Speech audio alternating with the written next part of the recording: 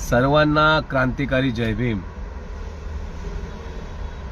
आरक्षणाच्या उपवर्गीकरणाच्या नावाखाली या महाराष्ट्राच्या मुख्यमंत्र्याने जो जातीमध्ये वाद लावण्याचं काम केलं, ज्याने सचिन साठे,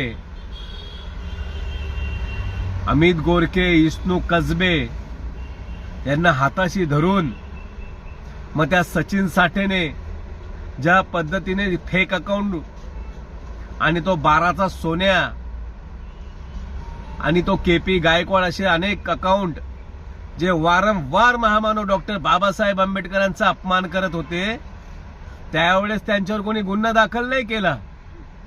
आणि आम्ही ज्या वेळेस महामानव डॉक्टर बाबासाहेब आंबेडकरांची बराबरी करायला लागले अशा लहू साळवे आणि अण्णाभाऊ साठेच्या सारख्या माणसांसोबत, त्यानंतर ज्यावेळेस आम्ही प्रश्न विचारला की यांचं सामाजिक लढ्यातलं योगदान काय, सगळ्यांना मिरची लागली।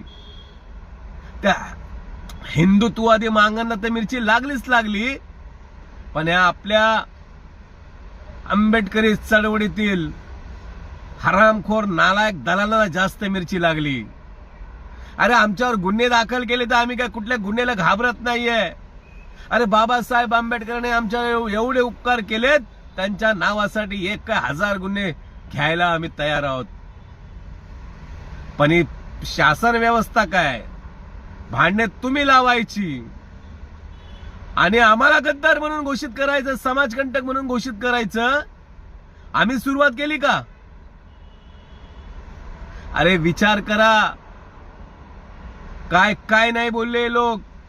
अरे बाबासाहेबांना बोलले, माता रमाईंना बोलले, मग आम्ही सहन करायचं होतं का? अरे आम्ही सहन नाही करत। आणि तुम्हाला जेवढी लावायची असेल तेवढी लावा ताकद, आम्ही नाही वाकत हे लक्षात ठेवा। तुम्ही गुन्हा दाखल केला ना, बिंदास, परंतु माझी मागणी आहे त्या सचिन साठेवरती देखील गुन्हा दाखल झाला पाहिजे।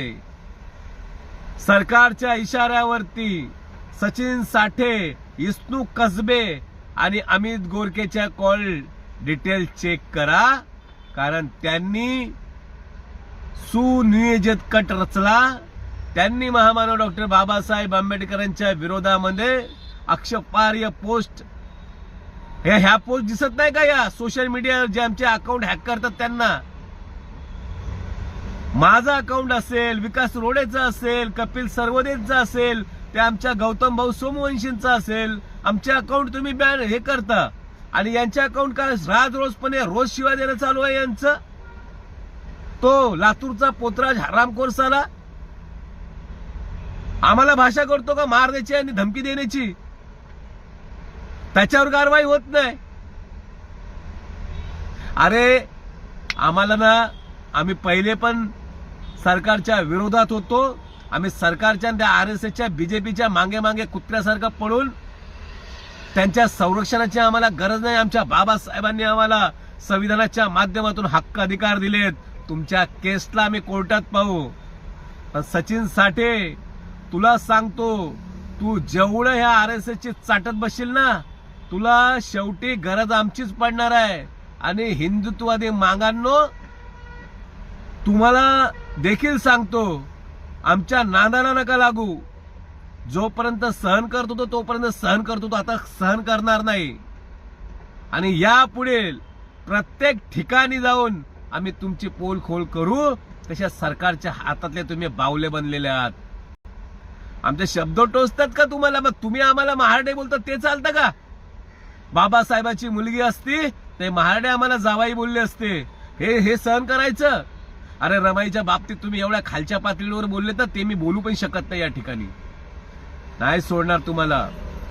तुम्ही एक काय 10 केस करा, तुम्ही एका जिल्ह्यामध्ये 10 ठिकाणी गुन्हे दाखल करा, मी काय कोणाच्या बापाला घाबरणार नाहीये।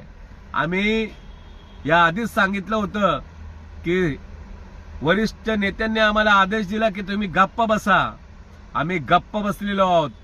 परंतु ज्या पद्धतीने हे लोक वारंवार आम्हाला डिवचण्याचा प्रयत्न करतायत, यांना माफी नाही भेटणार। यांना जशास तसंच उत्तर दिलं नाही, कारण लातो के भूत बातों से नहीं मानते. जय भीम.